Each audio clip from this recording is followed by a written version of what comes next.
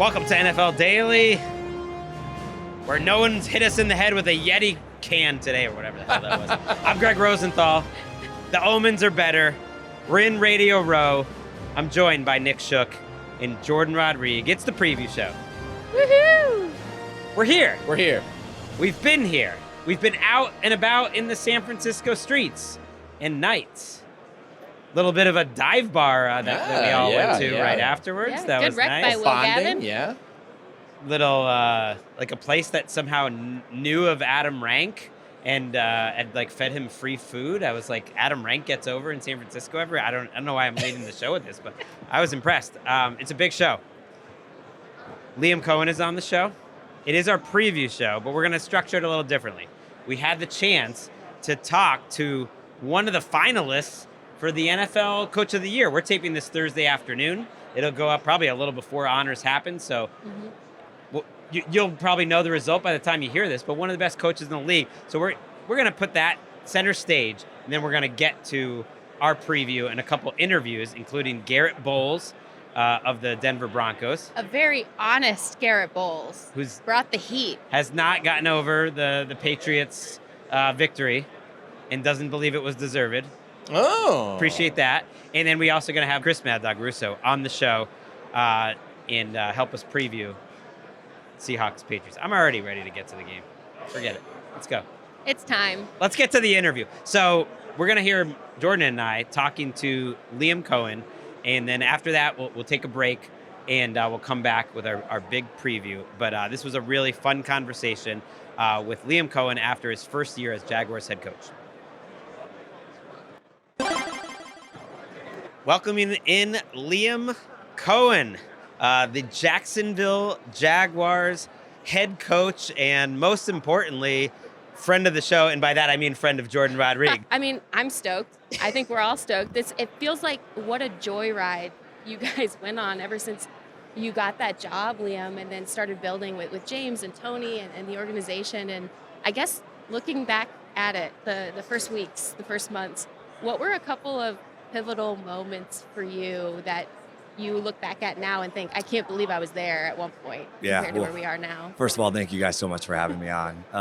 It's been so cool to see your journey, specifically, and just to see how much you've come and grown. And you asked always the best questions when I was in LA, hands down, how much football knowledge. Keep going. But seriously, you've done a phenomenal job. You make this stuff really fun. And so I appreciate that. And look, there was multiple times where you kind of have to pinch yourself a little bit to realize, all right, man, I have to go make maybe this decision. But when you're with a leadership group like Tony and James, you're able to go make decisions collaboratively and know that, man, this is in the best interest of the Jacksonville Jaguars. And so, man, we looked at the bye where we really came off of two struggle games. Got our butts beat by the Seahawks and by the Rams, and that was a personal loss for us, in a lot of ways. And so that was a tough one, and we really had to evaluate, look at ourselves both, really in all three phases, made some tweaks, credit the staff to be able to do some of those things. And then really when we lost to Houston and blew a 20-point lead in the fourth quarter, allowed us to go have some real open, honest, real conversations with both coaches, staff, players, the team. And we're able to use some of that information, use some of that knowledge that we gained after some of those conversations, apply it, and go see some better results. So when those results start coming, and I remember that Texans game so well. It was a big Davis Mills moment. Yeah. She gives me grief for loving me some Davis. Because Mills. I've been high on the Jaguars. Yeah. No, so we were. So I wanted to it. give you our story because that's what's really important. Yeah. Early we did a whole episode, Jourdan and I, on the Jaguars, kind of like we were planting our flag. This is our messy, fun team of the season that we just love watching this team. Yeah. It's all not perfect. It's a little messy. There's some fun stuff on the field, off the field. It's all happening. But at some point, you kind of just had to cross out the messy. That's right. And it was just fun. Yeah. And you guys are putting up big points. You're winning games in different sorts of ways. It's the reason why you're up for Coach of the Year at honors, and Trevor Lawrence is getting recognized and everything. During that stretch where you do start winning games in different type of ways and looking like one of the best teams in the league, what were some moments or something that stands out to you where you think, okay, the kind of foundation we're trying to set, it's actually starting to click? Yeah, so that's a great question, right? I go back to that Houston game so many times because look, you jump out. We jumped out fast and really had an opportunity to kind of put a division opponent almost away in some ways, right? And to beat them twice, and it would have obviously structured the league, the standings a little bit differently. But look, we didn't get it done, and it was a quiet locker room, guys. I mean, it was dead quiet after that game, and we had those conversations. We rebound the next week and beat the Chargers pretty handedly, and actually played one of our more, like all-purpose games to where it was cleaner, like you said, the discipline, the detail, the fundamentals, the techniques. That game after we lost to Houston that way, to bounce back and beat a quality opponent in the NFL like that, that's when we looked at it and said, okay, we've now changed, we've elevated the standard. This is a new standard of how we are supposed to play every week, whether we get the result or not, whether we win or lose the game. But this has got to be our new standard of play every week in terms of the detail and practice, the way that we prepared, and then the way the guys went out and played. Win or lose, we can live with those results. You guys, obviously health was part of a factor here in sort of that late stretch or that second half stretch. But after the trade deadline, what I thought was so cool was how you started putting different layers to your offense together in different ways and testing theories and figured out what works and what really fits these guys. And you had the personnel also at that point to do it because, again, you got a couple guys back and then also Jacoby Myers came over. Can you explain to us just like what it was like putting together those layers, particularly in your passing game? I had always, it's gross description, but I always described it as like you built the spine first because you clear out that middle of the field and you love the middle of the field.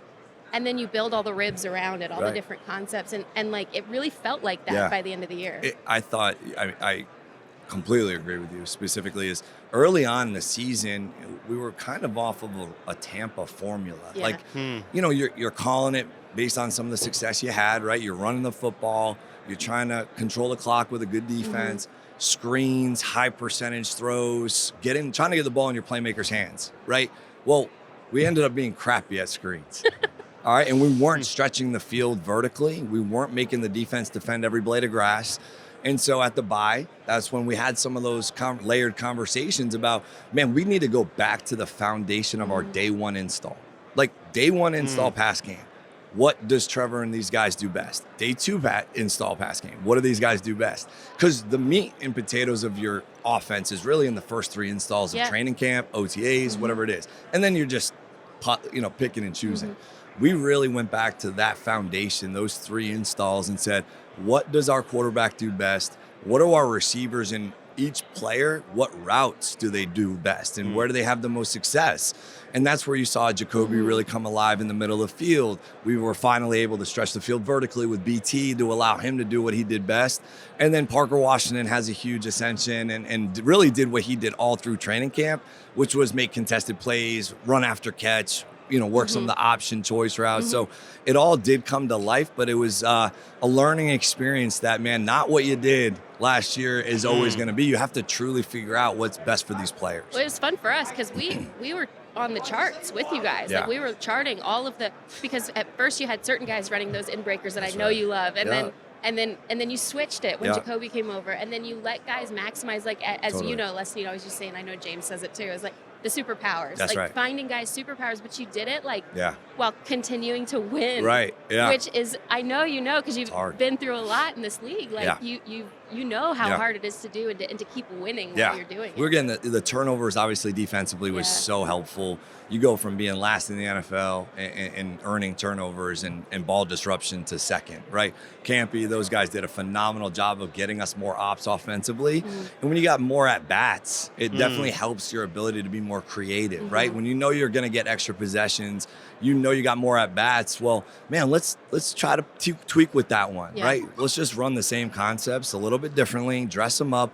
I thought Grant Yadinsky, Shane Waldron, those guys, John Van Dam, our offensive coaches did a phenomenal job building a pass game that marries our run game each week. And we became a better, depth of target team, right? Where we were actually pushing the ball down the field more. Trevor's comfortable doing those things. So it definitely clicked at the right time. Yeah, Parker Washington, I feel like, was like the unofficial player of the NFL Daily podcast. We just love watching that too. you talked about, your play calling and adjusting and trying to figure out things on the fly. For someone that hasn't done it from the outside, describe sort of, I guess it's a two-part thing. Like one, as a play caller, because one thing I like watching about you, not that I'm some expert, but how things are sequenced, how you're setting up plays for later in the game, how it I think when it's going well, I'm wondering how that feels. Like, is it like a flow state? Dude, I like what you just did there. I like what you did there because you actually, you do. Like, one thing I learned, when I called it at Maine, it's no different when you're calling it, guys, right? Like, you're calling plays. Whether you're calling plays in D3, you're calling plays in the NFL. Like, calling plays is fun. When you're in a flow, when your plays off of plays, when your runs and your actions and your keepers are in-game marrying, right? Mm-hmm. That's when it's really fun. You're not looking at your call sheet. You're not. You're just calling plays. And it's the study, it's the preparation, it's scripting during the week, is getting that muscle memory. It's calling it during the week of practice, that's getting that muscle memory. And in between drives, you're going to have some thoughts with your staff and maybe write some things down.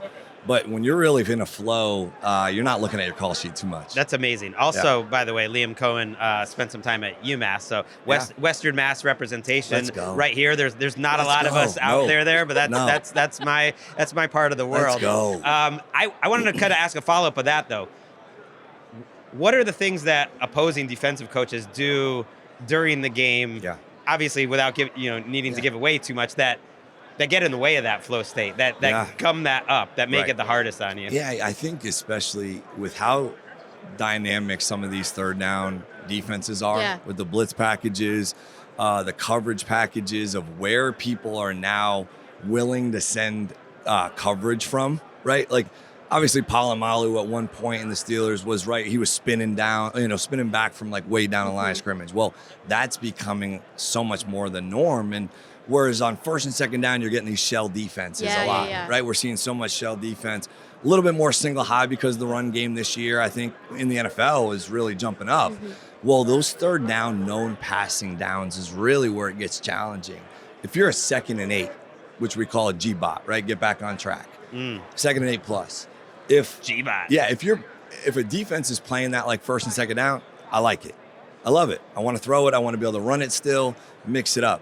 If you come out in your third down defense now on 2nd and 8, and now I've got to ask my offensive line, quarterback, and running back to go pick up double A's, double mug, overload, pressures, man, that's a lot. That's a lot. I'm not giving our quarterback the best chance to be successful, asking him to drop back a million times versus that. So that's the hard thing is that defenses, I think, are so creative with where these guys, these spots on the field are coming from. And it's so different than first and second down. How do you, aside from getting a better down distance, how do you force the defense out of that? If they're spinning in ways that on early downs that your quarterback or that yourself as a play caller don't necessarily want to see. Jump the ball. Jump the ball. I learned from Sean. Yeah, I was gonna say, what's the turbo package? Yeah, there you go. There you go. Yep, jump the ball, and I will say, Trevor. Explain that to the listeners. Go no huddle. Yeah. A lot of ways where if you're trying to trap them maybe in base defense and you've got a favorable personnel grouping out in the field, or you don't want to see their dime package maybe on third down, that you'll go and jump the ball to keep them in nickel and things like that allow your personnel to be favorable. And then when you go no huddle, oftentimes you're going to limit maybe the calls that the defensive coordinator can make. And so you only have so many turbo calls maybe as a defensive coach and really as an offensive coach as well. So that's something obviously learned early on in this profession if you want to limit some of that junk, get on the ball. One thing that I think we both noticed and we talked about on our show too was Liam, I covered you in 22 and then before that obviously, but you came out of your shell too. Not that you were in a shell necessarily, because I think people who know you and talk to you, they think you're really personable and all of that. But it wasn't just that the team was winning. I don't know if you've gone back and watched broadcast copies or anything like that, but you're in it. You're living and dying in it. But you're showing that kind of personality. And I think that within reason, obviously, coaches now, especially this generation of coaches that are so connected with the team, that's kind of okay to do. Did you feel the fans And I know Ashley, your wife, is very Yeah. connected with the fan base. Very. So did you feel the fans sort of respond to Yeah. you being like full on, like, I am Jacksonville, like, Yeah. F you, we are Yeah. going to, Yeah, like, get that kind of a thing? They maybe like, who is this psychopath at first, right? And look, I appreciate and understand that Ashley did a phenomenal job incorporating the community and our organization with the fan base. But, I think that if players know, because it's really all about them, right? Like Yeah. I care so much. Obviously, I want our fans are amazing. I want them as involved and as engaged as we can have them. As long as your players, I think, don't feel like they're a line on a piece of paper. Like if you are just, I'm here, you're here, you need to go do this route on this piece of paper, on this playbook, on this pass picture, like this. Well, like, I don't know, that takes away some of their creativity, the art of which some of this stuff is done. And when I feel like I'm maybe in it with them and have a little bit more, like in the fourth quarter when you have nothing else, right? Like, man, I want to play for my name. I want to play for the next contract. I want to play for my family, whatever those whys are, right? Well, in the fourth quarter, when you got nothing left in the tank, I do want our players to ultimately look over the sideline and say, like, I want to play for him. Yeah. I don't want to lose for him too, because we are all in it together. And so I think when you can have that relationship, you can have that connection with the players, maybe it goes a little bit further. Yeah. Jaguars fans, one of the most underrated fan bases in the league in terms of knowledge, in terms of passion. Yeah, passion. Like in terms of the coverage. It's just one of those. Yep. I've been writing and talking about football for 20 years. It's just one of those fan bases you always hear from. Oh, yeah. And but they're smart about it too. Yeah. And they love a good rivalry. An underrated rivalry. Titans Jags. Oh, yeah. For sure. Oh, yeah. You got Salah now coming into the division. I know the fans are now going to be a little fired up about that. Yeah, of course. Little aggro between you guys We've this talked year. plenty of times after. Let's bring a little aggro back between the coaches. Just fun, like in a fun way. How you feeling about that now? It'll be great. Honestly, with Houston in the division prior, it was like almost having that feeling of, not saying because we had not built to the Rams' degree. I'm not saying that, but it felt when we were getting ready to play them was how we were getting ready to play San Fran every twice a year, because of the structure, the way they play, the way that they come to play every single game. That you're like, Ryan's that's too. right. Yeah. And so now you've got Coach Saleh coming in. You're like, damn. All right, so we got another one we got to buckle up for, which is just so good for our league. Yeah. It is. It's so good for our division. I know what kind of football coach he is. I know what he's going to have that defense ready to go do specifically. And so it's a great test for us. I mean, look, you want to be able to compete and play against the best in every week in the NFL. That's why it's the best game in the world. That's the same for us as coaches, right? Like, our players have a lot of pride in beating their peers, right? But they also, then they'll go off camera and go hang out with them. They switch jerseys. Like, it is love. Like, we all want to see each other thrive, but it's competitive, and we all want to win. And when we were talking about you coming out of your shell, that kind of energy, though, like, your players seem to really respond to you kind of, you're like, I'm not going to take, we're the Jaguars. We're not going to take any crap from anybody kind of a thing. And your players really seem to respond to that. I know the community definitely responded to it. And I guess I wonder, like, you carrying this forward into year 2 as a coach. I know you guys are approaching the off season differently. I know we're familiar with the way you're but differently than I think a lot of teams will. Totally. I know that you guys are thinking about how to keep building this and how to keep pushing this forward. What are a couple of key cornerstones that stick out to you there? I mean, so much I think of success. Like, this year was great, right? Yeah. But everything is so much about year 2. I think in this, your evolution, hey, are we kind of for real or not, right? Like, having those conversations of sustainability, wanting to take the next step. I mean, at the end of the day, that was a great year. We won the division. Awesome. We fell short of our ultimate goals, right? That's the reality. 31 teams in this NFL league will say the same thing, right?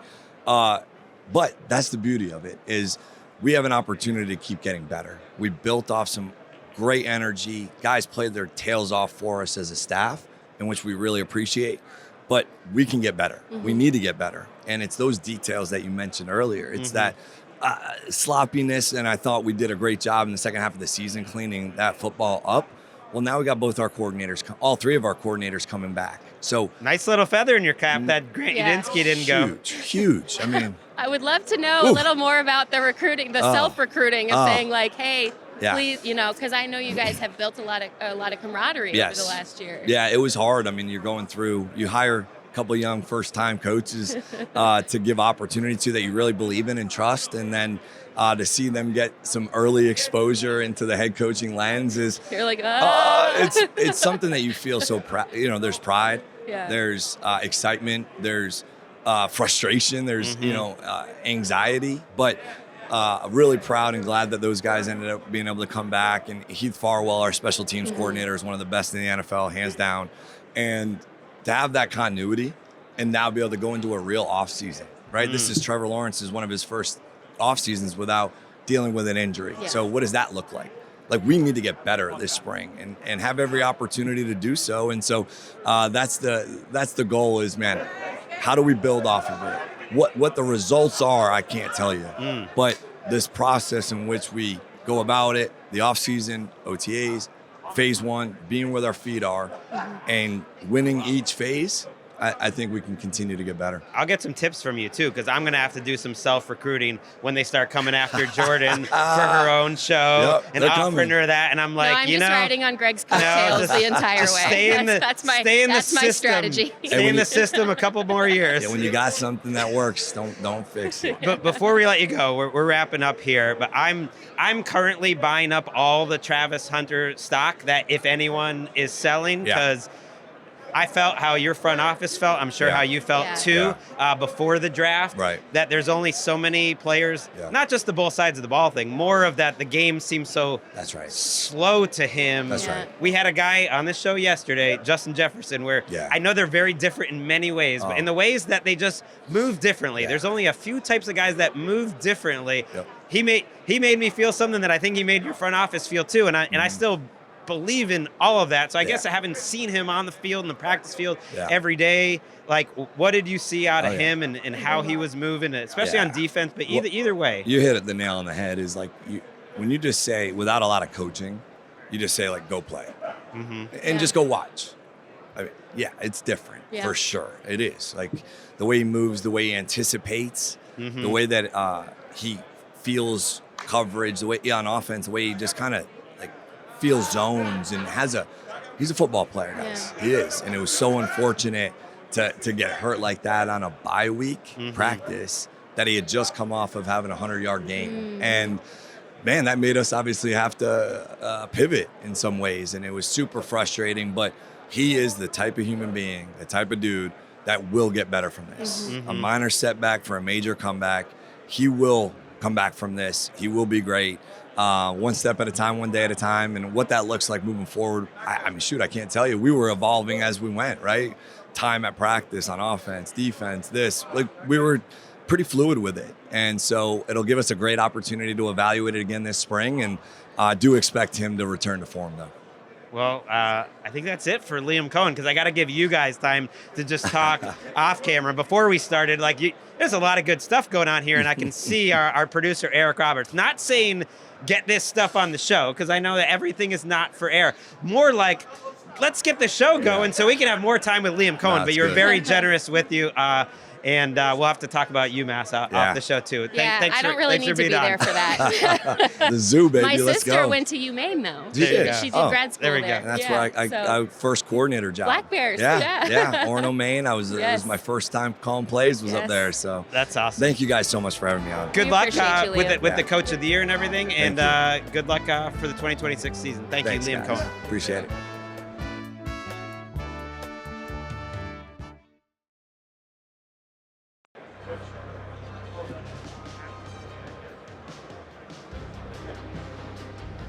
Back on NFL Daily, we got Amon-Ra St. Brown walking by. We got Brian Urlacher walking by.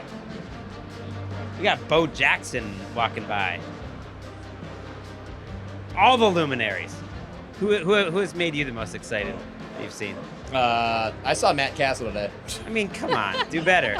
He's just one of our podcast co-hosts, Colin. I mean, he's great, but he can do better. Bo Wolf of PHLY.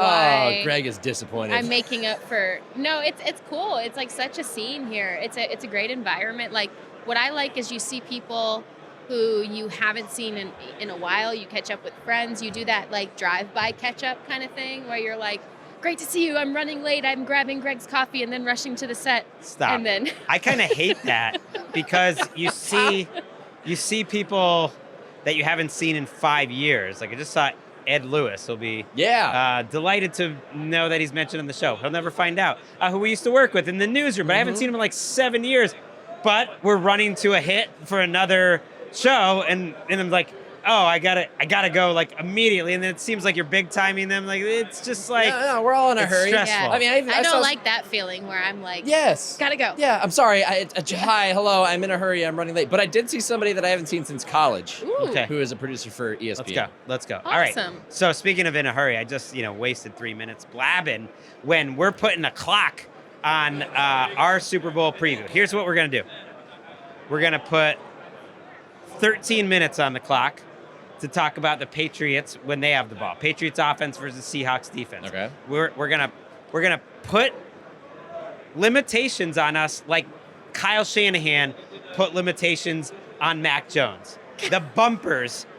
Mac Jones would rather be bumper bowling a little bit, I feel like, because it helped free up his mind to play looser. So we're gonna do that. We're not gonna give us a chance. It's gonna keep us moving, and then we're gonna talk 13 minutes about the Seahawks offense against the Patriots defense.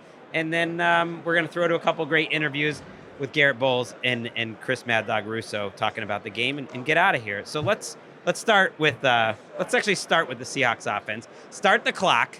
It's happening. And I'll start with you, Shook.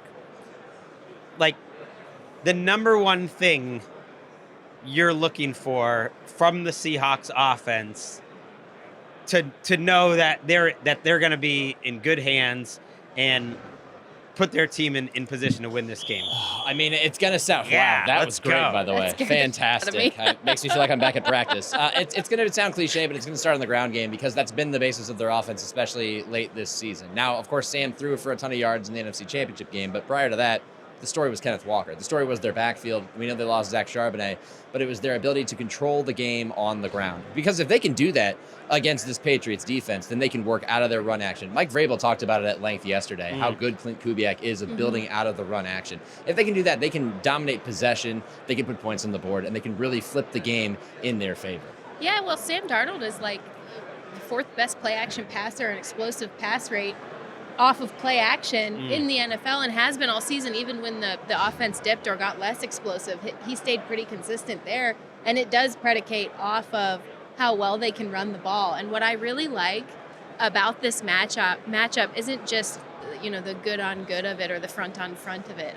It's the little nuances within even that, which is the Patriots are strongest against the run on the interior. Yes. Well, Ken Walker is such a creative runner. The way that he can see the perimeter so well, we saw it, 2 weeks ago in the NFC Championship game, where he would be so patient and he would see exactly where to kick. I would always say it's the keep away from Poona Ford plan kind of thing. Yeah. It's the same thing.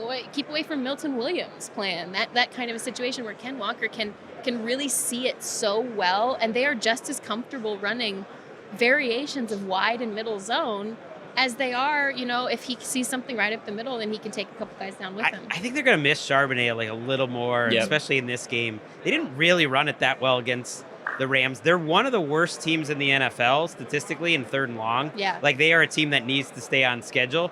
And they generally do that with their passing game. I mean, they throw plenty on first down. You talked about the play action, and I think they'll be aggressive, but Walker and Darnold are kind of symbolic of this offense, which is a little boomer bust. Yeah. The running game has been great sometimes. It's, that's a matchup, and there aren't a ton in this game where I think if you go by what they do in an average week, the Patriots actually have to feel good because they love their edge guys in terms of stopping the run too. Like Anthony Jennings is probably the number one takeaway I had going back. I went through all the coaches' film of these guys in the playoffs, and it was all the other guys for the Patriots that stood out to me. Anthony Jennings and Jourdan and Elijah Ponder actually rushing the passer a little bit. And it's just like team defense running the ball. And then if you get Darnold into, tough down and distance situations. I think we'll know early. I think we'll know in the first That's it right there. drive or two if he's moving through his reads quick. If he's getting to like the backside of his reads like so fast, like he was in the NFC Championship, Patriots are going to be in trouble. Yeah. But like I think we're going to find out pretty fast. And that's why I point to the run game, because how much of the game and the pressure do you want to put on Sam Darnold's shoulders? You don't want to be a pass-first, primary passing offense in the first quarter. Like, ideally, you don't want to have to put everything on Sam's arm in the first quarter, because that means that you've realized, oh, God, maybe we can't run the football. Or maybe we're going to reverse it and we're going to try to run it later. But it's not a situation in which I want to have him throw 35 times, even though he did well against the Rams, if I want to limit the possibility for mistakes and turnovers. I might push back on you like a little bit there, Shook, because I don't think they want to be a everything on Sam's arm team. Right. Certainly agree Right. with you there. I do think they want to pass early and create explosives early against this Patriots defense, because then they can put their own defense in their own A plus plan, and that's kind of been their formula. I think you could really like set your watches and clocks on the amount of deeper strikes or explosive plays they try to manufacture or create early as they possibly can in this game, because even going ahead 3 points, that's enough for Mike McDonald to stay in his A-plus defensive plan. I know we're not talking about the defense yet. You're not allowed, not for 11 more minutes or whatever but it is. I'm just saying, Probably that's why I think you might see them. Yes, they want to run the ball throughout the game, obviously, and they did. I think that's a credit to them that they did against the Rams, where some of those perimeter runs were working, but Ken Walker only averaged 3.3 yards per carry, and the success rate was very low in that game. And so, but they kept chopping at it, because they have to keep selling that play action. I don't think that predicates or prevents them from actually taking those shots early, especially trying to design up some things to try to stay in that A-plus plan. I think the Patriots just have to be worried about them out-athleting, like the Seahawks out-athleting the Patriots. We put so much on X's and O's, but it's like, whose players are better? Yeah. The Seahawks players are better overall. The Patriots have a lot of talent on the defensive side, but JSN and Walker, I think AJ Barner's a really important part of their offense. Can the Patriots continue to be one of, if not the best tackling teams in the league? Prevent yards after catch, prevent the Rashid Shaheed big play, and that's just make them really work for it, because it does feel a little old schoolish Patriots of the sound fundamental, sometimes a little boring, although they've been blitzing a lot, type of defense, and just are you going to get a situation where it's one-on-one against Spillane, or, as much as I love him, Christian Ellis, Jack Gibbons, Carlton Davis is not as fast as what he once was. I don't think I've heard the words Jalen Hawkins or Craig Woodson yet. They're their starting safeties, and they were put in conflict at different times of the season. So can you just out-athlete this Patriots team? I think that's possible, and that would be trouble for. And that's why I think that stopping the run still matters, because it at least takes away or reduces one of those elements. Because even in the passing game, it doesn't just have to be deep shots. You have to be worried about that with guys like Shaheed on the field and JSN, as we know what he's done. But you also have to consider how well they use Kenneth Walker in the passing game. But if you can reduce them down to throwing, then it makes it just a little bit easier, and also increases the chances, maybe only slightly, that Kayvon Chason gets home, forces a fumble. Because if they're going to get out-athleted, then they need a couple of things to go their way to level the playing field, and you do that by getting after Sam Darnold. Yeah, and on the Seahawks side, though, I think they can create these disadvantageous matchups against those players that you just pointed to, Greg, because we saw it start happening where they weren't necessarily sure. I think they would say now that they were sure that Sam Darnold was going to play well. Of course they were. Yeah. But in the moment, you saw Clint Kubiak brought more scheme. He's lining JSN up in the backfield to try to get him in advantageous matchups against players who are maybe weak spots. He's doing the same thing with Kenneth Walker, who is such a threat, to your point, Nick, in the passing game as well, especially if they're looking at this as a game where if your linebackers and safeties are potentially weaker spots on the field, as well as you are, as good as you are as a tackling defense, if you're the Patriots, you still are not trying to have those guys schemed up against, an extension of your run game, that short screen game, or that wide perimeter passing game with the running back, because it is still a mismatch. Right. And so I really feel like you're going to see a lot of guys moving in different positions or pre-snap than especially to try to get their best athlete against, Patriots. And it'll worst. test the communication, but I do think that's probably one of the strengths of the Patriots Yeah. defense, which, look, they've been on fire. In terms of EPA per play, 4 of their best 5 games of the season are the last 4, which is, it's like in a row. It includes an insane Week 18 game that didn't matter at all. The weather was involved. Like,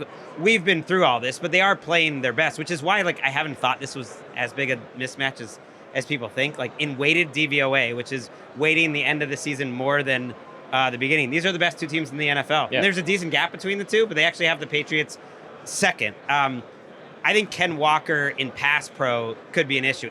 All the fantasy heads and everyone on Twitter and Blue Skies, like, why aren't they playing Kenneth Walker every snap, even in the championship game? And it's because they don't totally trust him. So like that matchup against like Jack Gibbons or someone could work out so well with Walker as a receiver, but could work out really poorly if the Patriots are blitzing. So that's just like one little And they've been game, blitzing a ton. like game inside the game thing I'm walking. Yeah. Is could Ken Walker get his quarterback hit? I think about what I've seen at these Patriots media availabilities this week, and they have all their personnel walking around, and they're all wearing Patriots branded stuff. And I keep seeing this one guy with this jacket, and on the back it says "Bring the fight." And if the Patriots are going to bring the fight to the Seahawks, I think it's going to be dialing up the blitz, getting after them, knocking them out of their rhythm early, trying to tilt the game in your favor so that you can capitalize. Because, like you said, Jourdan, the last place you want to be is trailing to the Seahawks and letting Mike McDonald's defense go to work. So I think that starts on the defensive side of the football. There are so many games of watching the Seahawks this year where they really didn't look great for like a hot minute, like the Panthers game, Same where you included. get to this, and then suddenly it's an avalanche, or suddenly the avalanche is in the first half. Yep. What I mean to say is like it sort of happens all at once, and then it's overwhelming, and the game's over. And they can do it in the first, the second, the fourth. It's worrisome. I like what you guys have said about the blitz, because if I'm calling a blitz at nearly 40% rate, according to Next Plus, Gen, yeah. since week 14 that they have been doing, and even I would say even higher through the postseason as well, just eye testing that.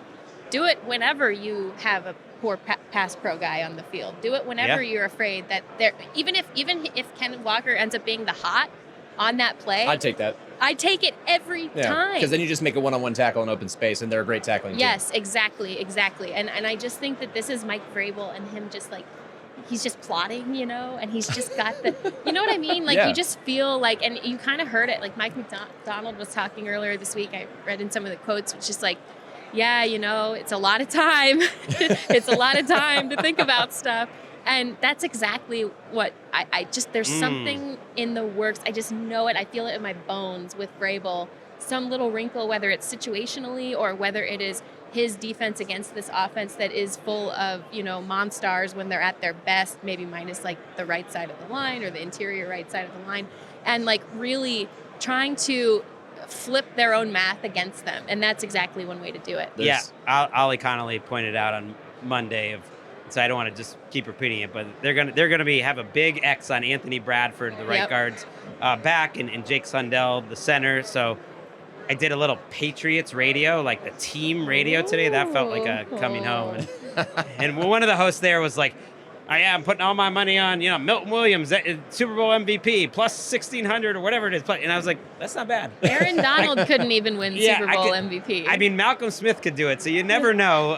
It can happen. That would be fun. Oh, my God. They are not back. Last little note, Bill Barnwell had this in his Super Bowl preview, that, when the Seahawks use 2 tight ends, when they get heavy, teams almost always match it with their base defense. And when that happens, the Seahawks perform like the best offense in the league, essentially. And that probably is what the Patriots are going to do.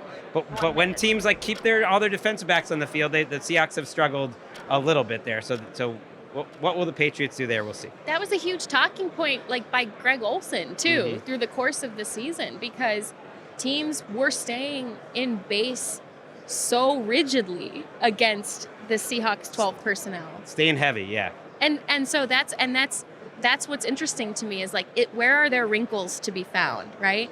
Because you have to think that might be one of them. If you know they're going to pass out of that formation, why wouldn't you put your best pass defense on the field. out of AJ that. Barner, Super Bowl MVP. AJ Barner. AJ Barner, watch him in motion. He is kind of the skeleton key that unlocks a lot of it. All right, I think we've done it in under our time. Barnwell, by the way, we got a little time. A delightful dinner with him last night. Oh. Yay. Nate Tice in the mix. Will Gavin. A meeting of football minds. It was What a crew. It was quite a crew. That's Good like guys. everyone's in a shacket.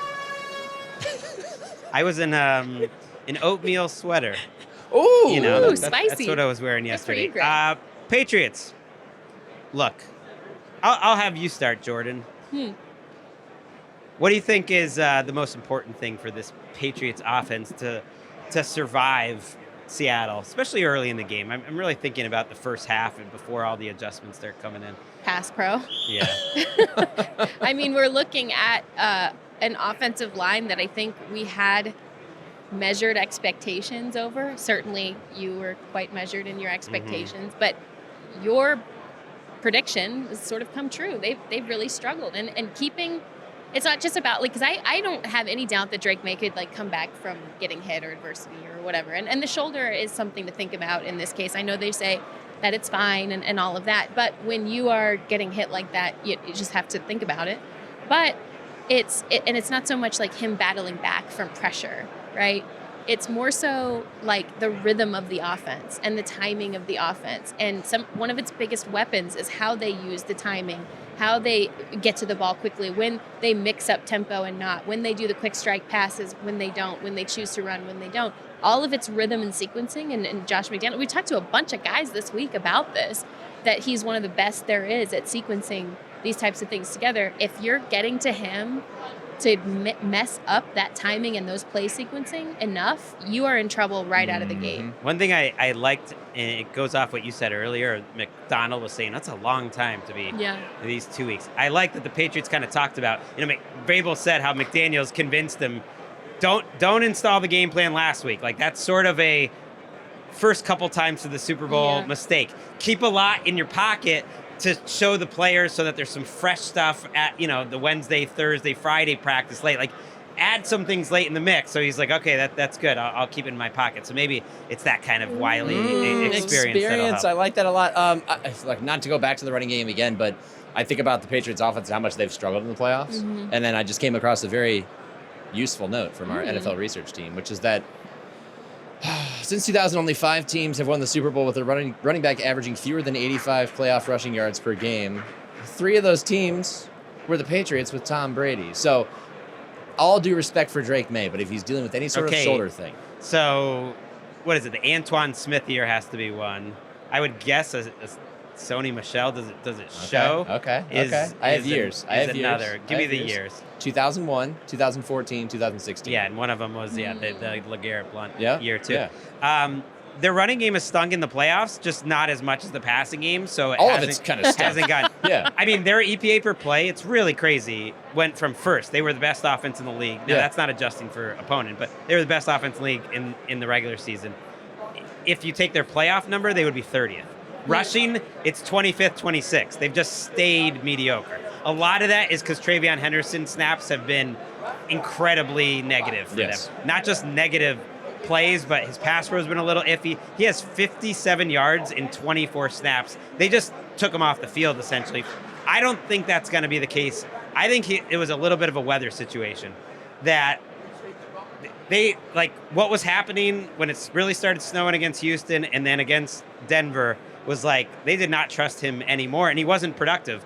As bad as Ramondre's numbers kind of look, he's under 4 yards per carry, but he's 3.5. I mean, Trevion's under 2. It's 2.5. It's tough, but I think they need him. I think they need his explosive ability. I think he will be a part of this game because I think the only way that they're going to win against Seattle is by getting some chunk plays. They're not going to slowly move the ball down the field. And you know what? And chunk plays are able to be gotten, surprisingly, because this Seahawks defense is the best in the NFL, maybe minus the Houston Texans.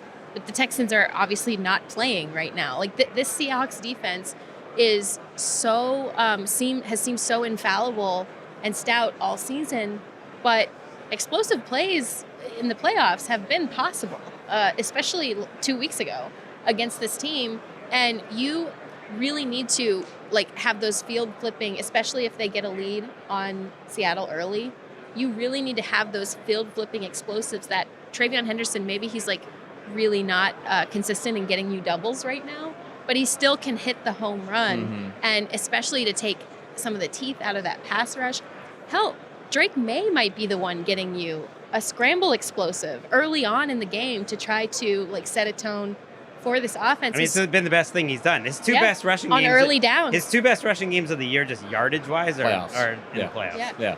And so for me, it's like you can't think about the shoulder, right? You're thinking about it, but you can't think about it. Like you gotta like cut him loose. It's like the Josh Allen button, right? Like you just gotta go. Yeah, and I feel like Mike Vrabel's pregame speech is just going to be going into the locker room and being like, "There is no tomorrow." Like, I don't care what injury you're dealing with. You have beating his head months. against the locker. Yes, I'm going to bloody myself to make you realize that you got to lay it all out there on the field, which I don't think they're going to have a problem with. But that's where I think it does come back to the offensive line. It's been a storyline with this team all year. You have a young left side with 2 rookies. You had the 3 veterans starting at the center, going to the right.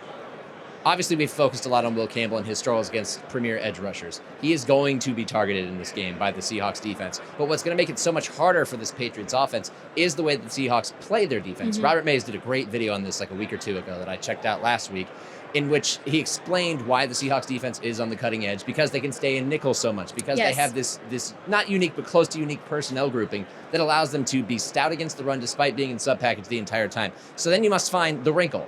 And where is the wrinkle if it's nowhere else than your quarterback running, which is why I think that's a key part of it, which is why he could be the X factor beyond the traditional idea of a quarterback playing well in the Super Bowl. I would add, too, that the things that the Patriots do well when things are going well for their offense includes, like, utilizing their tight ends effectively and those crossers and in the middle of the field. And also, against Seattle, being a personnel neutralizer, heavy or light, whatever the Patriots want to do, like, Seattle normally would be able to defend that extremely well and stay and not have to sub. And it doesn't matter if you go tempo on them because they don't have to sub. A lot of that is because of Nick Amenwari, who pulled up with a limp in practice this week, and he is expected to play according to Mike McDonald. There are also videos of him, however, walking out of a car into the hotel with a very visible limp. So it's like he is your X factor in being able to, what we've talked a lot about on this show, staying as a personnel neutralizing defense, where it does not matter if they think they're going to disguise run or pass. You don't care. You can play light on big or big on light, and it doesn't matter because you have the speed and size either way. But this might be a case where you're very, very much watching him during pregame warmups. If you are Josh McDaniels, he's shooting that thing up. He's going to be feeling no pain. But yeah, that's not what you want if you're the Seahawks during Super Bowl week when you get that pool report. I think it's Kaylin Kaler who was writing it this week for my girl, the Pro Football Writers, and that Nick Amenwari leaves during practice. It's not great. The most important thing in the entire game to me for the Patriots is Drake Maye's internal clock. I actually think this playoff run and his struggles is more on him than actually people are being a little kid glovey with him. Like, the offensive line has not been great. When they've lost like catastrophically and so quickly. But 3-4 of his fumbles were on him being indecisive. It was on him being too unaware of what's going on, of him resetting after there was initial pressure and then trying to like cock the arm back again and then losing the ball. His pressure to sack rate is all the sacks. That's his rate. No, it's for real. It's insane. It's 15 sacks out of 33. Like, the pressure rate isn't even that crazy. Partly because, in the Denver snow, there were parts of that game. They've been, his eyes have been fast. He's been a little bit of what Sam Darnold is when Sam Darnold's not playing well, where he's going through those reads fast. It's just a little, it's a little frenetic. And you can almost see the moment in the Chargers game where it happens. Because, like I said, I went back and watched these. The Chargers game was a normal game. He had a couple fumbles in the game, but that was the Patriots offense we've seen all year, and he was being patient. And that's a similar type of defense that he's going to go against, most similar maybe in the NFL, that Jesse Minter is running with the Chargers to what McDonald's doing. And he was patient in that game, and I think played pretty well. But then there were a couple of those quick pressures. He loses the ball a couple times, and it's like he hasn't really gotten out of that. And I'm just hoping that a little sunshine, some dry Yes. air will help out Glad you both brought him that and up. Travion, because I feel like they're not bad weather players right now. Yeah, and because that's also what I meant about the timing, like messing with their timing, because it is a Drake Maye question too, of like if you can quick pressure him, even some of the delayed pressure stuff that like makes you think about, or like double pump or something like that can lead to some of these types of issues that we've seen. and that's what makes him this game such a perplexing prediction. Yeah. Because you don't know which version of Drake Maye you get, because you've seen both in the same game. Because for all of his struggles with his internal clock, he's also hit the deep pass, against the Texans to put them away as sleet is falling. And then you take into account the bad weather that they played in throughout the playoffs. Is that a factor? Is he going to be, more on time and more confident in the Super Bowl? Or is the pressure of the moment and only a second year going to play a part? And I'm glad, Jourdan, that you brought up tight ends a few minutes ago, because I love our research team. But I did come across a mildly disrespectful note, which was that the headline was, which non-star pass catcher will step up to help their Super Bowl debutante quarterback? And it dives into Hunter Henry. Hunter Henry, who was Drake Maye's #1 target last year. I mean, Hunter Henry, who caught a touchdown pass against the Chargers in the playoffs. He said that was his favorite touchdown catch of the entire season. Today he said that. That might be the biggest spot. I don't is think he a star though? I think he's been a Listen, name. on this Stephon Diggs scale, you're definitely the lesser known that's player. They But could- he's been doing it at a high level for a long time. Yeah. Look, they could use more out of Diggs, who's not really been a factor in the playoffs. You talked about like winning in the middle of the field. Mm-hmm. Sometimes it comes down to just the players have to play their best. They have 6 drops, the Patriots, in the playoffs. Henry has a couple of them. They've been one of the most sure-handed teams, one of the best contested catch teams all year. They haven't been in the playoffs. Like they've dropped some open passes, and they haven't been coming down with the one-on-ones. Like Booty's been their #1 receiver in the playoffs, but they need a game. They need just these guys to step up, because they're not going to be that open. They're one of the least open teams in the league. Like Drake Maye likes throwing it into tight windows, And he's good at it. And look, Booty in a tight window. He's a fearless thrower. Look, all I want is for when Pop Douglas scores a touchdown, I want Zolak to say, not to say that he's came out of nowhere, that he's been completely absent for the last month. Because he did it in the playoffs. And you know what? I also took away watching it. Like, Maye's tried so many. He kept us going to those deep shots he does not over care. and Yeah. over. And during the season, it worked out. But if he sees a one-on-one, like, he's going to throw it. Yeah. So take your shots. Yeah. You got to get an advantage somewhere. Give me some Kyle Williams snaps. Got a stat for you. Oh, thanks it's always to Kyle thanks to Williams. Bill Smith for putting these together It's for always next Kyle gen. Williams. Fearless throws. Drake Maye led the NFL in tight window completion rate this season. Nearly 50% completion rate in tight window throw, otherwise known sometimes as big time flows. Big time foes. He has but yeah, a lot he of doesn't care. He is fearless. We talked to quarterbacks this week on this set talking about staying fearless, even if you make mistakes. Drake Maye totally embodies that.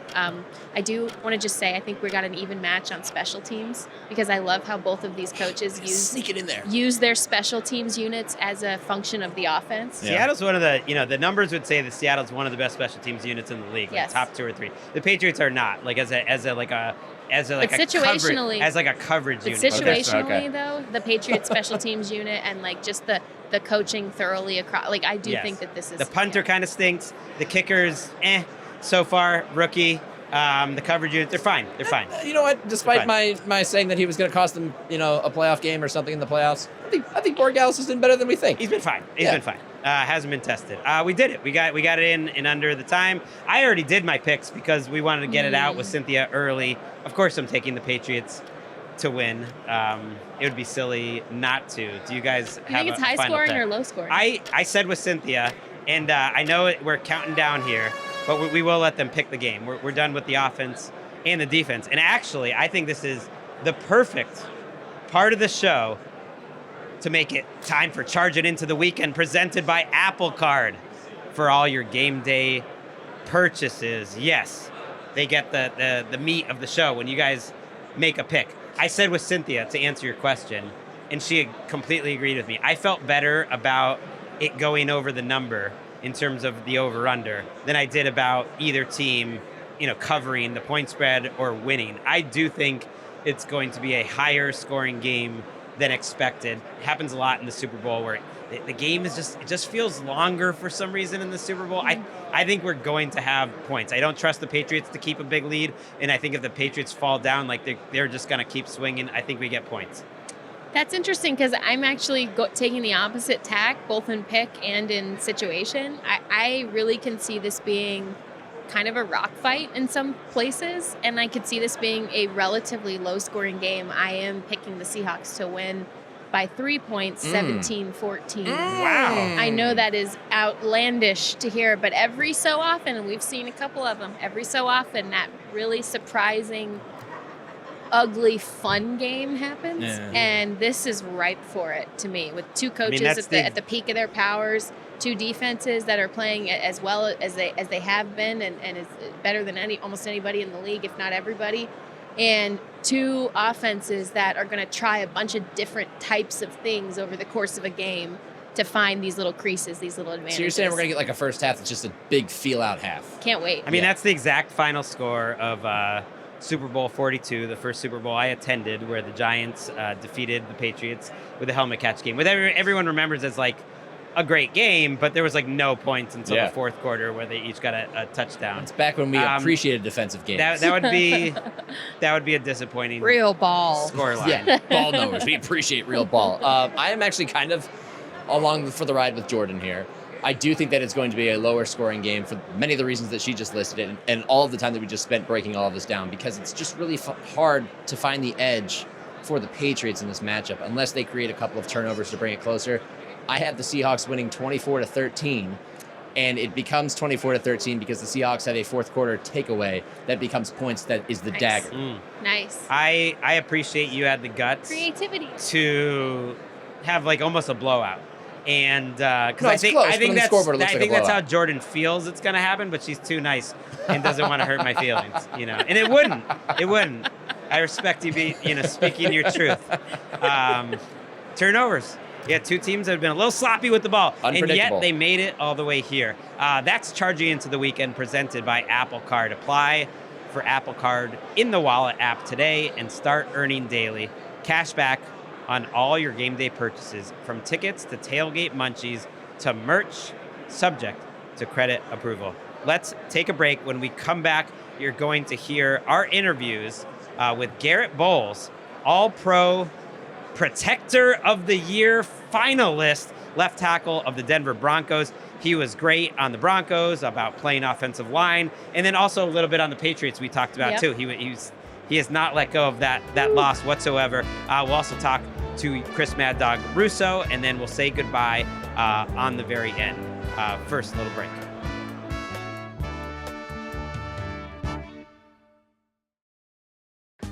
All right, we are so thrilled to be welcoming in Garett Bolles, the All-Pro tackle of the Denver Broncos, and also a finalist for the inaugural NFL Protector of the Year award. And yeah, that's just a handful of offensive linemen, one of the best to do it in the league right now. Garett, you got a chance to make history as the first Protector of the Year award winner. Yeah, it's pretty amazing. I'm just grateful to be even a finalist, to be nominated by my peers, and obviously the crew that selects it. I got great teammates and great coaches that push me every single day to be the best version of myself, and I couldn't have done it without them. I have a great team around me, my agent and my beautiful wife, my uncle that runs my foundation and runs my day-to-day things, and then obviously my mom. But my wife is the ride and die soldier for me, and she pushes me to be the best version of myself every day. Was she the one kind of encouraging the touchdown catch and the? I feel like that had her written all over it. I feel like she's drawing that one up. Listen, on the side. I wanted to win MVP. I'm not going to lie to you. I was striving for that. When they told us that the big guys can play, I was like, oh, I'm definitely going to do it. And then we went out to practice, and they're like, can you really catch the ball? And so I was catching some passes from Jourdan, and obviously, they let me do it. So I was like, why not play the game and have some fun with it? You got to score. I think you got a 2-point conversion or some sort of conversion. And I heard you say you wanted to show how the offensive linemen are the best athletes. How about, did you feel like not keeping your feet after that first score was not making your case for that? Listen, I really was Well, I caught my toe on the ground, so I was like, I'm just gonna roll with it and have some fun with it. Try to like make it look like even a cooler catch. But I caught the one. It wasn't supposed to be a touchdown, but they took it away. So then I caught the touchdown. Then I caught the other 2 catches for the 2-point conversions. Okay. So I had 3 catches total. Should have been 4, but I was just trying to get as many tries as I can. So I was trying to let the big man eat, and just like what Jason Kelsey said on his thing on the ESPN, give him the ball. They can't be stopped, and I was feeling good. But it was so much fun. I mean, scoring a touchdown in the Pro Bowl game at 300 plus pounds as a left tackle was pretty cool. It's incredible, and Gregg and I always say on our show, like, we want to be the change, right? Like, Protector of the Year is great, but MVP, come on, we want to start getting. I was trying my best, so now my team gives me a hard time to like, what's better, winning the Super Bowl or the MVP of the Pro Bowl? I'm like, oh, come on, guys. So, but it's been fun. It's been fun. It was fun to watch my son was probably the most excited of me scoring a touchdown. He was going crazy up there. But it was a good time for all of us. We had you on at dinner. People who say like the Pro Bowl's Pro Bowl games, like, adults are like, come on, we want the old game. There are people that care, and there are kids, because my son loves that game, and we were watching you enjoying it. I was thinking about, we were talking about you want to be the change of like, all right, in our mind, like, be the coverage that we want to hear, like knowing ball. And one thing I think that's tough for people who didn't play the game like myself or fans watching, or me, shocking, is watching is knowing what to watch for with offensive line play. So I was thinking I would ask you, if you were telling a fan what to watch for in terms of basics of like how to tell who's good, who's not, or even like what should they look for when they're watching offensive line plays so that they can be smart and know who to vote for Protector of the Year. Not that they're voting. That's a great question. I'm glad you asked me that, because a lot of people don't know about offensive play and what we do, and they just see the big names and they just vote for those guys, even though they're good players and they have the name because they've been in the league for a long time, but they may not be the best, and that's just reality. Is every year you never know who's going to be the best, and you never know who's going to go from, you got to stack a year, you got to earn your credits. And it's like what you can do for me now league. I mean, that's really what the NFL is. And being a great offensive lineman is all about moving your feet, how you can stay in front of somebody. Yeah, it's cool to make big time blocks and put guys in the ground. Like, that's cool and all. But like, I think the most cool thing is like, how can a big guy, 300 plus pounds, move their feet, stay in front of their guy, mirror a defender like a Myles Garrett, Joey Bosa, all these freaks that avatars that I call them avatars, and stay in front of them, move their feet and block them and push them off the edge. And that's really what it is how can you stay in front of your guy, move him around, and make sure that your ball opening up holes for your run game and then protecting you for your quarterback.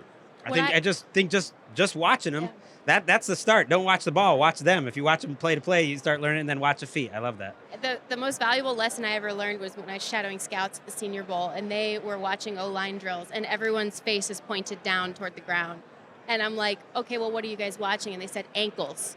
Ankles and feet. That's what we're watching. Mobility and how, the joints flex and change, and how fluid and agile a player can be at that size. I mean, you got a line full of them, Garrett. Like, this is the Denver Broncos offensive line. That's one of our favorite groups in football to watch of any position this season, and full of like big personalities and camaraderie. It seems like from afar, being in the room, not just finding like complementary skills, right? First of all, how that works when you're an offensive line and you're building out what a room looks like on the field, but personalities too. Like, you guys have to be so mentally, non-verbally locked in all the time. How do you build that, and how does like a team go about building a roster like that? Yeah, I mean, I've been in Denver for a long time, so I've been on some good lines, and I've been on some, I'm not going to say not bad lines, but not the best atmosphere or the culture or what you put into it, because we've had so many changes of coaching staffs. And what a lot of people don't realize is like, this is the second time in my NFL career that I've had the same O-line coach for 3 straight years. I had Mike Munchak from 19, 20, 21, and then I had Zach Street from, 23, 24, 25. So if you really look at it, like, that's crazy to really look at it. And in between, I've had so many different O-line coaches, so many different change that can hurt a team, and it starts from the trenches. And, technically over, the last couple of years, Denver's had the best defensive line in football, arguably with Von Miller earlier in the days to Marcus Ware to now, Nick Bonito and Cooper and, Zach Allen and DJ Jones and Malcolm Roach, like freaks of natures that we have to block every single day. Hopefully we get JFM back and, all those guys that I love dearly and appreciate them for pushing me to be the best version of myself. But the O-line, it's 5 guys working together as one. It's a very cohesive unit. And we have a lot of good people on our O-line. And from Mike McGlinchey to bringing him in from San Fran and having that culture that he's had over there to coming in here. And we got Quinn Miners, what a freak of nature he is. We got Luke Waltenberg, great center. And then, Ben Powers, my ride and die soldier on the O-line. Yeah. Love him dearly. So grateful for him and all the things that he does for me. Pushes me to be the best left tackle in football. And, obviously, and then me on the left side. So we have a really solid 5 guys. We played so many games together. I mean, it was when we played the Eagles this year, and then after that, Ben went down. We didn't skip a beat. Matt Pert came in, Alex Paucho came in. So we have a lot of guys that are depth in our O-line. And I truly believe that if we're not the best O-line, we're one of the best O-lines. And, I think we're the best. And I think, more people are going to start to realize that. Yeah, I think it's part of Sean Payton's secret sauce. I want to get some of your thoughts on the game coming up. This is part of our preview show, so you're going to put on your analyst hat and give us a little bit of a scouting report since you just played these Patriots. But I think one thing the average fan misses with Sean Payton, and it goes back to his time with the Saints, and I thought Zach Strief was kind of a creative pick because he didn't have a lot of experience to be your offensive line coach. What is it about like a Sean Payton team and offense that a great offensive line follows? Like, is there something specific that he has whether it's the system or the way that he has his line coaches coach? Because whether it's Drew Brees or Bo Nix, like that's the through line. And I think that's been maybe the key to why Sean Payton's had these great offenses over the years. Yeah, he loves super athletic tackles. And he loves big monsters in the middle. I mean that's just reality. And I think what separates us from every single O-line in football is our pass block win rate. And it's not just me; it's everybody across the board. And the guard and center has to protect the depth of the pocket, create the pocket, and we got to create the edges and make sure that Bo's comfortable. I mean, we gave up the fewest amount of sacks in all of football, and when you can pass the ball in this league, which is becoming a passing league. I know every O-lineman wants to run the ball, but we love running the ball too. We wish we can run the ball more, but Sean wants to call the pass, and we're ready for that. We embrace that. It's the moment of truth block that we talk about all the time. What are you going to do what is your mind and your body going to do in the final moments in the biggest stage in front of the brightest lights in front of the most fans? And we practice those moments day in and day out. And it's those 2-minute drives. It's those crucial moments of the games that we practice so that when we get in those situations in the game, we don't skip a beat. And everyone can say, hey, we won 12 games and 1-score games this year, and that's the reason why we were 14-3. Well, a win's a win in this league. It doesn't matter how you win. It matters how you finish. And we finished the games how we want to, but it came down to us creating a turnover or stopping them on defense, which is what we praise, and us going down there and putting points on the scoreboard. If it's a game-winning field goal or if it's 7 points like we did against, coming back, scored 30 points in the fourth quarter against the Giants. So we're great pass blockers. We're great listeners. We got great detail, and the sky's the limit for this O-line. I know we want to get your thoughts on this challenge with the Patriots, and especially that defensive front, and I know you know it very well. But something you said there really sparked for me because I feel like the offensive line has such a role to play in situational football. Like, on the outside, yes, winning that many close games, that many one-score games, people can say that's good situational football is winning those games. That is creating an edge in that phase of the strategy of football. But you guys as an offensive line are so crucial to that, whether it's getting to the ball with the right timing, some of the cadences that Bo is going to throw out behind. Can you kind of open the door a little bit further about the role that you guys specifically play in creating that edge with like Evan, Rothstein, and those guys? Yeah, I mean, obviously, we're, like I said, it's the cohesive unit that we have and the love that we have for one another. And this is the closest group I've ever been around. And yeah, we dog each other and make fun of each other and tease each other. Not even make fun of each other. It's more like teasing each other. And seeing who we can get the most sensitive, or just funny little jokes that we play. But at the end of the day, like, I love these dudes, and I truly do. And I wouldn't have said that 5 years ago, and I probably wouldn't have said that 3 years ago. But I truly love these dudes. They mean the world to me. I love how they just let me be myself and be the best version of myself. And obviously, I can be difficult at sometimes, just with who I am in person and being loud. And a lot of people don't realize how loud I am, but I am.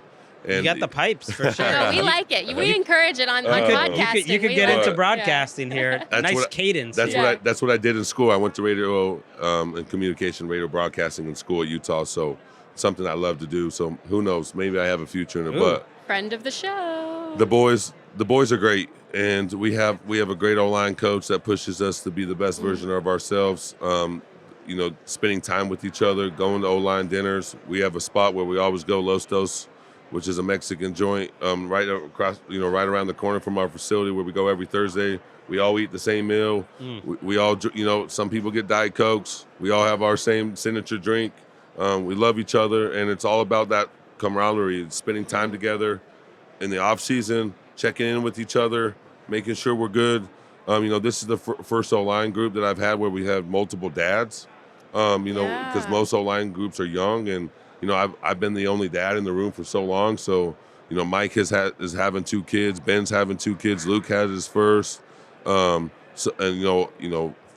having a child. So all these people are having babies, and I really think it just grows up a man when they have a child, and their priorities change of like, what can I do to be a better person, better version of myself? I need to be that better person so that my child knows what their dad is. And I think that just speaks volumes of our group and where we're going and how we're approaching every single day and what we're about to become. And we want to show the whole world what we're about. And, we're a tough group to play. So this Patriots team has been sending a lot more pressure in the postseason. Having just they had to pressure us. If not, they weren't going to win. Okay. Yes. Let's hear more about that. I love it. Yeah, this is such valuable insight. I mean, I want to. So you're saying we don't want to bait you into anything. No, here, if they're just rushing 4, you didn't think they're I'll going to. tell you this: if we had Bo Nix, it'd be a different ball game. I love it. That's all I'm saying. How did that? And they can say what they want, whatever they want, but we lost by 3 points. Wasn't the snowstorm. Wasn't anything. Stiddy did everything he can. Love that dude. I'm so grateful he came in and handled the business he did. But it'd be a different ball game if we had our quarterback. How would you attack this, especially the interior defensive line of this Patriots group? Well, they're the 28th ranked defense when it comes to short yardage. That's just reality. Stats don't lie. 28th or 26th. So they're at the bottom of the polls in reality. And I mean, that's just the truth. Stats don't lie. They struggle in short yardage, especially short, very short. Anywhere from 3 to 4 yards. You got to run the ball. You got to run the ball on 3rd down. You got to punch them in the mouth. You got to stick on your double teams. You got to drive your double teams up. They're going to pressure. They're going to turn. They're going to slant. They're going to outcharge, and they're going to do all those things. But you have to run the ball. Do I wish we ran the ball when it was 4th and 1? Yeah, go back in time, sure. But coach made the play call. We got to execute it. We didn't, and that was the difference in the game. If not, we were going up 14-0, and now it's a different story. I want to be here talking to you all. Right. Yeah, it's a mixed bag. We're glad you're here, but we would love to keep watching you. Yeah. I'm cool that you're here. I like it just like now. No, I feel for you because what like were they doing in terms of a one-on-one matchup? If you got any scouting report, like you match up a little bit against Chason. They have a young guy Ponder who was out on the edge against you. Obviously, Harold Landry was not in that game. Anything that you saw when you're going up against these guys one-on-one? Well, Chason didn't. I think I played him 3 plays or 4 plays, so I wanted him more. Trust me. They were moving him away from you a little bit. They were pushing him over to the right side, but we won't need to say anything like that. But no, he's a great player. You can attack him, get underneath his skin, get him talking a little bit. He gets frustrated, which is okay. I like when people talk, but I also like to get you frustrated. So, because if I get you frustrated, I can drive you off the ball and do things. But no, they have 2 monsters in the middle, and I respect both of them. Yeah. I think they're great players, and I'm excited to see what happens. But Seattle has a great line. I mean, you got Abe Lucas, you got Zayball, you got Gray, you got all those guys that can bring it. I think the left tackle is back, if I believe. Yeah. He signed a big deal this offseason. Charles Cross, yep. Cross can dominate the run. What makes Seattle special is play action passes. I wish we did more of those in our game, get them running. And they got freaking nature receivers, so they're going to be chasing the tails off trying to catch those guys. It'd be an uphill battle. We'll never. What do you guys think? We'll never find out. I mean, what if you had Bo? Would you have won? Yeah. I mean, I picked you guys to be in the Super Bowl. That's She on had the record. you winning even with Stidham, and Yeah. I thought, yeah, I think we're on the record on that. Yeah. It's hard to play those because then the whole game's different then. But yeah, But you look, guys like would have this- been the favorites for a reason if you had Bo Nix. What about this game? Who wins this game? Ooh, that's a great I question. mean, don't spoil the rest of our content. No, but I grew up in Massachusetts, so I'm Yeah. putting my cards on the table to you. So I'm gonna pick the Patriots because I'm just gonna I pick hope for, they for what I lose. want to have. It sounds like you do. It sounds like you don't think they really should be there. No, not that they shouldn't be there. That's not what I'm saying. I'm just saying it would be a different outcome Yeah. Fair. if we had our starting quarterback. I think it was, devastating for all of us when that happened. I thought it wasn't true. And then, Bo took us there. And he had a phenomenal year. And when you lose a guy like that, that's a leader of your group, not just the O-line, but your team, and his confidence level, his swagger, and his ability to run and see the open field in different ways, like it's a tough piece to lose. And obviously we were right there what we needed to do, but we just didn't get it done. But I'm excited to see what the future holds for us. And it's been really cool. I've watched your career. It's been 9 seasons now. Vance Joseph, who's now your defensive coordinator, was your head coach when you came in. You've been in Denver long enough that you've seen 2 different extended Vance Joseph eras. You were there for the Vic Fangio era, and we've seen how you've improved. And I think you're a great player development story of a guy who came in, as a pro, but kept raising his level and raising his level and raising his level. And it's like, it doesn't have to stop raising after 4, 5, 6 years. And you kind of alluded to the fact that now, maybe the longer people have gotten to watch you, they're recognizing what a great player you are and what a great man, because you are one of the finalists for the Walter Payton Man of the Year Award. That's going to be on Thursday night. You're the NFLPA Alan Page Community Award winner, so we really appreciate everything that you do off the field. And yeah, you got a chance to be this inaugural NFL Protector of the Year Award. So very cool, and very pleased that you could join us on NFL Daily. Thanks, Garrett. Thank you guys so much. Truly means. Thank you so much for your support, and I have mad respect for both of you. So thank you. Garrett. Appreciate it. We are here with one of my all-time favorites, Chris Mad Dog Russo from Sirius XM Mad Dog Radio from First Take. I was on the flight over here, and I saw him honking about James Harden trade. Get you a man that can do both. I'm not going to put you on the spot about why did they take Anthony Simons away from my Celtics. I love Anthony Simons, the Inferno. But really great to have you back on the show. Always a pleasure. Nice to be here. Preview show. We're gonna get right to it because frankly, I've already seen, and I don't like to do this, but I've already kind of seen some of the things you've said about this Super Bowl. And frankly, it's a little disrespectful to the Patriots. 2 of the people that I respect the most, you and a friend of the show, Nick Wesseling, are both saying this thing's not going to be close. Well, I'm not going to say that. I'll say this. I think the Patriots to have a good chance to win the game, and I have all the respect in the world for Vrabel, and I love Maye. I think they need a little help from the Seattle offense. Yeah. They need a Darnold throwing an interception. They need a fumble. They got the help with the Chargers. Herbert was bad, offensive line. Stroud, obviously, 4 interceptions, and Stidham, 2 turnovers, and they didn't kick a field goal when they should have kicked a field goal. If Seattle plays at 7-0, got to kick that field goal. If Seattle goes out there and plays a clean game and, doesn't like they did against the Rams, for instance, I don't think this Patriots can beat them. I like Seattle getting out of the NFC West. I think Seattle's strength of schedule much better than the Patriots. I think the NFC better than the AFC. So from that standpoint, to even it up, I do think that the Patriots need a break. At this point, what is strength of schedule? Well, I mean, I just really think matter. Now it's just one game. You got to win one fair, game. I agree, but I agree with that. You never know one game. But if they played a 10-game series, Seattle would win at least 6. I would give you that. 7. That's fair. I would give you that. Maybe 7. Yeah. So from that standpoint, it's only 1. Yeah. But you'd like to see they would win 70% of the time. The spread is 4.5. So as a result, the Patriots, this has got to be one of the 3 or 4 times they'd win in this kind of spot. Well, and that's the beauty of it, right? Because like these teams share a lot of similarities. And they've also demonstrated some consistency in that Seattle has been excellent offensively through their 2 playoff games. Yeah, they have. The Patriots have not been excellent offensively, but have made some key plays when They have. needed to. They have. Maye, yep. But their defense is playing the best it has all year. So one thing's going to have to meet another. You can't be consistent again through this game, especially when you don't play a series and you play one game. And that's the avenue, I think, where, like you said, Seahawks can make some mistakes and the Patriots can capitalize because that is what they have done in this run. And I think you made a great point. The Rams' defense is bad. Okay? They did not play well. The Niner defense, although patchwork and Salah did a very good job, it wasn't a great defense all year. The Patriot defense is very underrated. So, and Vrabel's a good coach. Belichick, he'll do a good job devising something. I would think that the receiver, Belichick used to think, let me take away your number 1 option. So I think that receiver won't go crazy. So I do agree. This is the best defense that the Seattle offense is going to go up against in a long time. So that is an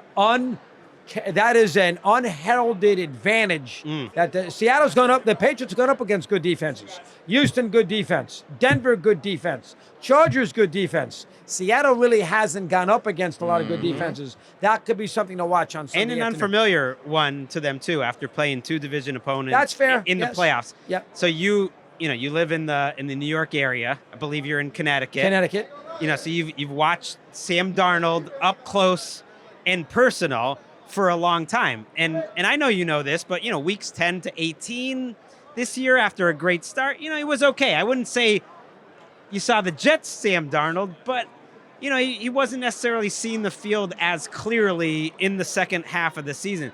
Do you think that old Sam Darnold is in there somewhere and they can try to get him out? I thought it would show up in the Ram game, and it didn't. He the also opposite. played very well second half, especially the fourth quarter on December 18th, when they were down 30-14, and he brought his team back. That was significant. He didn't do anything in Week 18 against San Francisco. They didn't need him to. He was 13-3. In the playoff game against San Francisco, he threw 17 times, 124 yards. Now, he didn't make a mistake, but he didn't do much in the game. So I agree with all that. But he's played so well against L.A., albeit not a great defense, that I'm going to basically think going in, he'll play pretty well.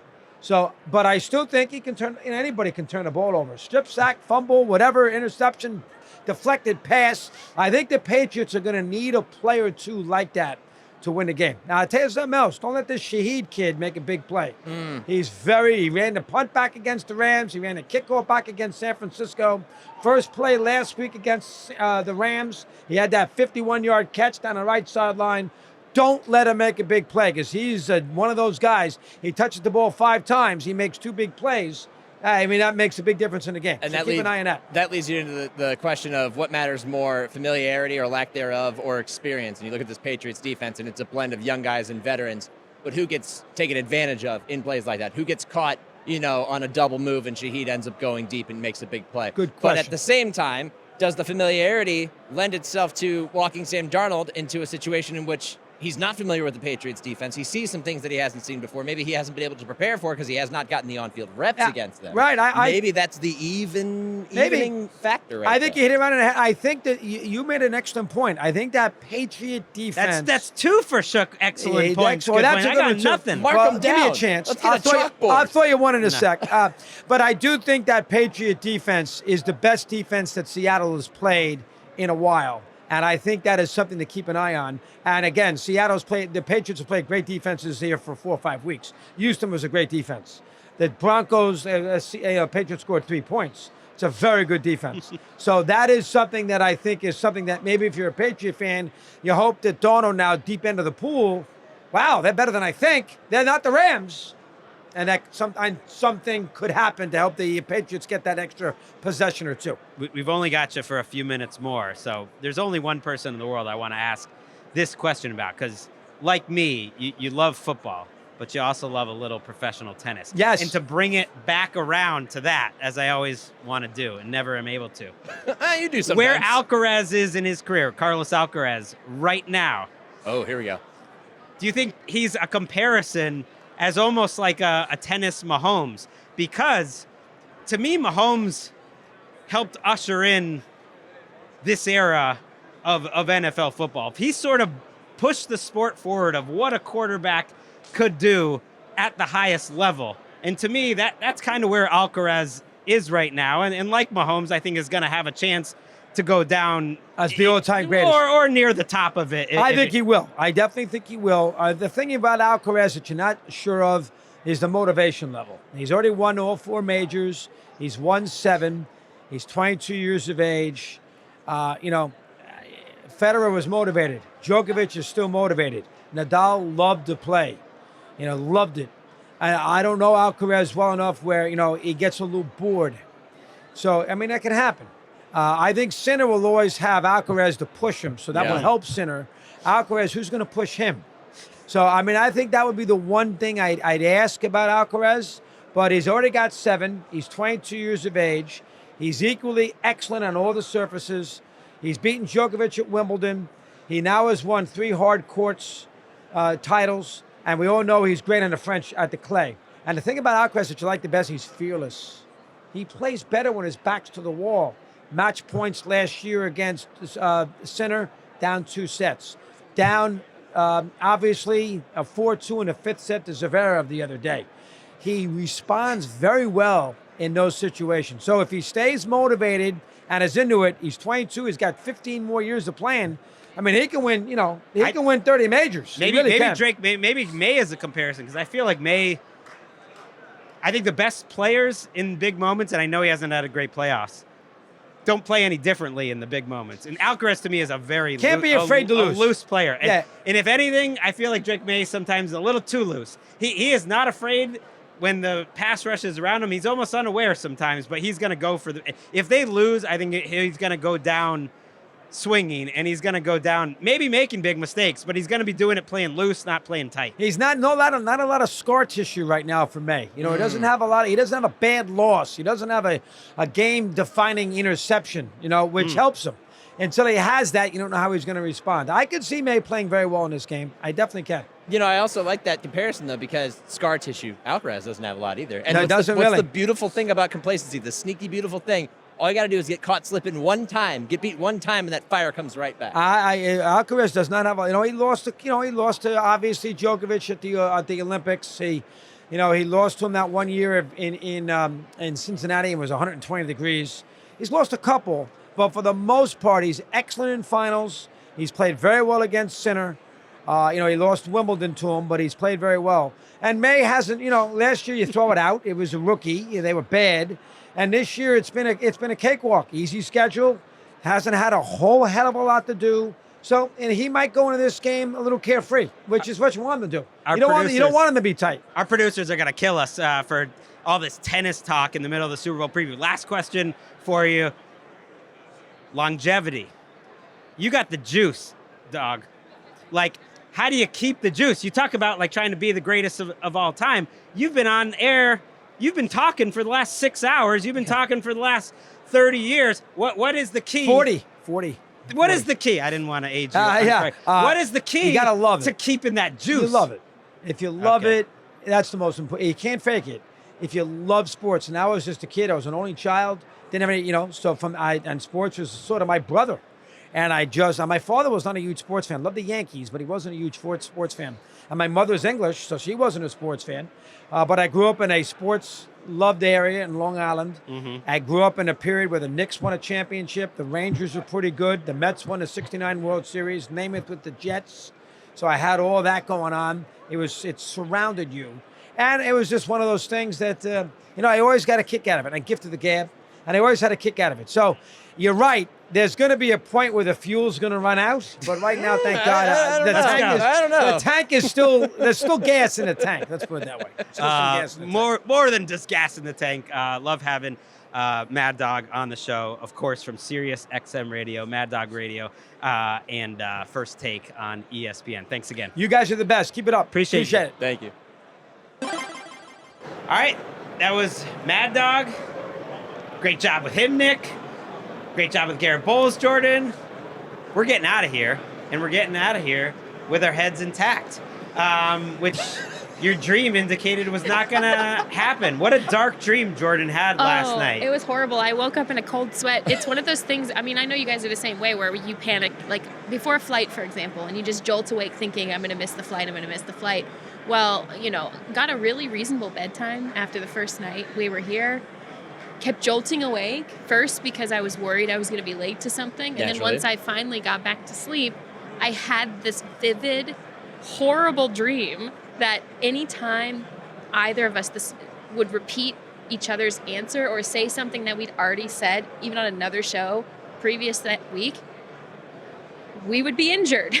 And like maimed, it just one could say. Maimed. And I'm like, I thought you said we took a headshot. There it is. No, I took a headshot from the Jeez. hydro flask the first night. Yeah. I thought we were No. assassinated if this didn't No, happen. and it was vivid, and I woke up in a cold sweat, and it was awful. Yeah, it was I would horrible. love to know how I was injured. Yeah. Although, you know what? Kneecaps. I liked it My better when knees. the story was like incredibly dark. Yeah. That spoke to That pales in comparison to my Spoke to me. nightmare. My first year working in the newsroom in LA, I woke up in a hallucination dream thinking my bed was in the newsroom and Ely was yelling at me. Oh, that would be. isn't that the worst a when you total have like a disaster. vivid dream Oh, like it's that, the and you worst. spend like 5 minutes thinking that it was actually real, and then being horrified by it? Getting out of bed. Working with you guys, that's the real dream. Ah. Hey, we're here. Can you even call this work? It's like, hey, we're just talking about football. We're Where having else fun. would you rather be? Great show. Really enjoyed all our guests. We're going to have some big names coming up on Friday, including Kyle Hamilton is going to be on the show, Christian Watson of the Green Bay Packers, and many more. So looking forward to that. We'll also talk a little bit about the honors winners. We'll find out who the MVP and all the awards, and who gets them tonight at honors. But until then, let's get out of here. From Radio Row. Where the buzz has not died down. But you know what? Positive progress today is you're not saying something incredibly serious as a dog is doing flips behind Yes. I'm not, but you reminded me. R.I.P. Chris Wesseling. We had a show in the feed, me talking about Chris, but 5 years to the day. We remember you. We love you. We'll see you next time.